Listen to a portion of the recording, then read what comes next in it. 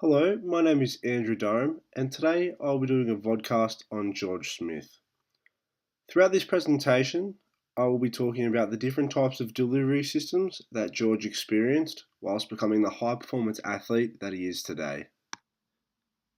The organisation of this vodcast will be broken up into different categories. We will begin by talking about the introduction of George Smith, the definition of sport delivery systems, the analysis of the Australian rugby delivery systems experienced by George, analysis of the Tsai rugby program, analysis of George Smith's junior development pathway, analysis of the author, and the conclusion. Throughout this vodcast, I will also be looking at the importance of sport delivery systems and especially the important developmental pathways available for young athletic rugby players who are excelling within the sport. In Smith's career, the junior rugby pathway improved his abilities and expectations from a junior all the way through to an internationally renowned professional rugby player. Smith's development as a junior rugby player is clearly evident through the sport delivery systems that are set up within rugby union. Smith's book is called George Smith, the Biography, and was written by Rupert Guinness and was first published in 2011. George Smith of New South Wales, Australia, grew up to be one of the most successful prominent rugby union players Australia has ever seen. I chose to do my presentation on George because of his natural athletic ability and pure desire to succeed, which also led him to be one of the youngest players ever to debut in the Super Rugby competition at the young age of 19. This soon led to a strong and successful ongoing career. With 9 brothers and sisters and a strong Tongan heritage, Smith had always had a strong work ethic, which gave him the opportunity to pursue his dream of a professional rugby union athlete at such a young age.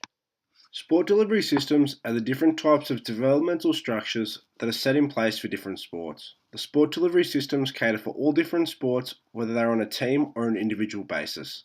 The different formats and structures of these can significantly affect how popular these sports may be. Sport delivery systems was the new approach in the government that was chosen in the early 80s. This program had an emphasis on the grassroots development aim on sport within Australia. Through this, Australian sport was going to increase its participation on a grassroots level, therefore filtering more athletes on a club basis, increasing the funding on a state and national level. This therefore would increase the amount of athletes that would be able to participate and follow a specific high performance pathway if eligible through the different national sporting organisations.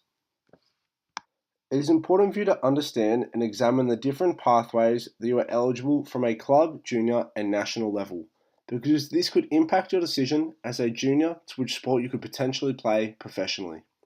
For example, if you're a high performance rugby player and you get offered a contract in rugby league, you may want to take that. But do you take under consideration the different types of sport delivery systems and opportunities that you may have still in rugby union?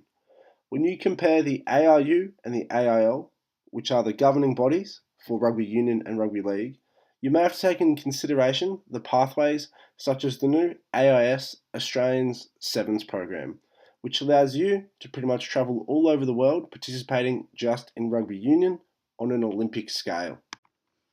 Throughout this vodcast, I'll be comparing and contrasting the different sporting organisations and delivery systems that George experienced coming through the Australian junior rugby system. I will do this by examining and analysing his main achievements through his junior and senior career and see how different the organisations within rugby union have advanced their progression since then. George Smith originally began playing rugby at Bentleigh Boys High as an under-6 player. Soon after this time, as a junior, he began to experience his first types of delivery systems within the local sport. Smith developed a love for rugby union league at a young age. Due to being one of only 9 children, it was evident from a young age that he would be able to spend a lot of time outdoors whilst growing up.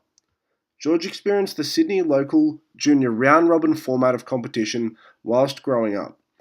This system is set up for all junior rugby competitions across Australia so there can be a maximum amount of playing time and participation for all juniors to enjoy. After being suspended from Bentleigh Boys High, he moved to Cromer High School on the Northern Beaches, and this is where his rugby excellence truly began to excel. At under 15s, George was selected through a representative camp to play for the New South Wales at the state championships. This therefore enabled him, through the delivery systems, to be noticed and picked up and recognised on a national scale. George, through his great performance, was also then selected to go to the Sydney Under-16s 1996 State Championships. During this time, George was then selected as the Under-16s Australian team, which then stated the mould into the high-performance rugby player he became. George then also made the Under-18s Australian schoolboy team of 1997.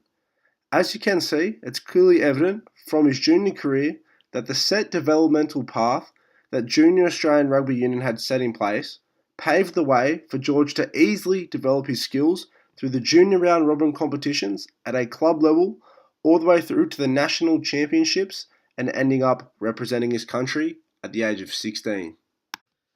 Some of the delivery systems that George experienced involved large competitions, high performance training and character camps, also leadership camps. George has also experienced difficult selection and developmental structures, such as the selection criteria for the Brumbies and the Wallabies. These types of delivery systems were clearly beneficial for George because he was able to develop his skills on a club, state and national level. He was able to compare himself at these national camps from the different types of people that play in Australia and the different levels of grading. He was also able to eventually represent the Wallabies, in which he was able to become one of the best players in the world. Clearly, these delivery systems, starting off with large round robins, would help him develop his skills from a junior into a senior. Before 1995, there was no professional competition within Australian Rugby Union.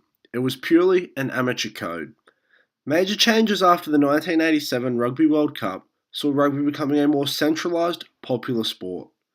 Therefore, in 1995, the amateur sport of rugby, in partnership with New Zealand Rugby and South African Rugby, created the first Southern Hemisphere professional rugby competition known as the Super 12.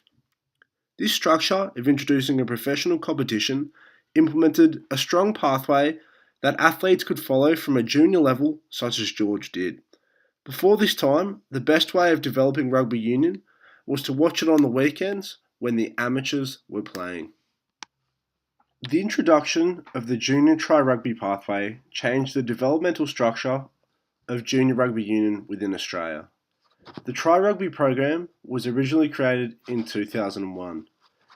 This program was developed by the ARU and was aimed at the developmental structure and programs for kids and parents that wanted their children to play rugby from the ages of 5 to 14 and also learn about the rules. The formula of qualified instructors coming to junior clubs and teaching children and adults alike the rules of rugby has significantly enhanced the understanding and rates of participation of junior rugby across Australia. The tri-rugby program is still expanding even to this day. Young males before the tri-rugby program was implemented had to train and play on full-sized ovals, but soon after the junior program was implemented, they set strong guidelines on how large the ovals should be for juniors to play on. The ovals were set to be played on across the field instead of up the field, thus creating the try line and the 22-metre line as the outlines.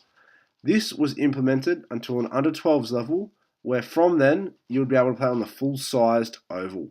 Since the introduction of the new coaches, methods, equipment and policies, the sport is now flourishing in a nation full of rugby fanatics. Rugby is now considered a professional sport worldwide. The different pathways and opportunities that are now available from a junior age have significantly increased the participation within the sport. As a junior, George was always able to excel and go to the next level at which he wanted to go to. As shown in the table in the next slide, these will be the most successful sporting achievements that George has ever had. It is clearly evident that the organisations that facilitated the developmental structure of George's career began through local community sport, and then he was able to excel to a state and national level, provided that this pathway was set in place by the ARU. George's pathway followed through the New South Wales Rugby Union Association and then on to the ARU to become a fully contracted Wallaby with 111 caps. As you can see from the timetable, George's first noteworthy success was captaining his under-13s Warringaroos team, which played in a constant round-robin tournament, which is Sydney-wide. At the age of 15, George made his first big step up by making the under-15 Sydney team to perform at the state championships. This was the first time that George experienced a high-performance round-robin tournament against all the different states within Australia. This was an extreme benefit for the development of George as a player because he was able to verse the different levels nationwide. George clearly would benefit from this more than a single elimination tournament where he may have only been able to verse one state. If losing, that was it for the entire tournament. This way, George was able to verse the different types of rugby players nationwide. Through this, he was able to develop as a player, therefore achieving Australian representative status only a year later. After this, George was selected in the New South Wales Academy, which is the developmental team for the New South Wales Waratahs. This may have been the most important delivery system of which George was able to experience. During this time, only as a 19-year-old, George was able to train against the best in the whole of Australia at his own position. Therefore, at this time, some of the best in the entire world. George was able to play against the top open-side flankers of his generation in high-performance camps. This clearly would have had a major impact on the developmental progress of George. This was the first time he experienced at an open grade level the best international representatives for Australia within rugby. George experienced many different types of formats within his rugby competition. Some of these include the Bledisloe Cup Series, the Tri-Nation Series, and also the Super Rugby competition. All of these competitions within rugby can be contrasted and compared to the different types of competition formats. The Super Rugby round robin can clearly be seen as the most beneficial type of competition format because every competitive team gets to play against each other at least once for the maximum amount of participation on a seasonal basis. This therefore can also benefit my athlete, George, because he's able to get more game time, therefore increasing his skills and ability on a national scale. The New South Wales Rugby Union Association and the ARU was clearly evident in the success of George Smith and his development from a young age. George was able to develop through all his different pathways that were offered to him as a junior and a senior. As shown in the table, George was able to work his way up through the different ages of national and international representation to become one of the best Australian rugby players of all time. I believe that Rupert Guinness, the author of George Smith, had a strong belief in the different ARU delivery systems because these pathways made George the high-performance athlete he is today. With a strong emphasis that Rupert put on about the junior representative pathways through rugby development and the importance of how this made George the player he is today is an interesting and diverse read within the book. Every large competition format George played in as a junior developed and nurtured his skills to be able to make the Australian team at under 16s. I had previously read this biography, but for the first time analysing it, it has shown me a different point of view of the developmental structures set in place that George was able to follow to develop his career. The author focused on certain aspects of George's junior career, emphasising the small levels of achievement that led to the larger competitions and opportunities of which George took major advantage of, such as making the under-18s Australian squad. I've learnt throughout this study of George's career that the junior development pathway is vital for the ongoing success and popularity within Australian Rugby Union. I've learned that the systems set in place for the progression and competition formats play an important role in the development of the sport. Within 7 years, George was able to progress from a New South Wales club junior to a junior Australian representative to a professional rugby player and an internationally renowned Wallaby.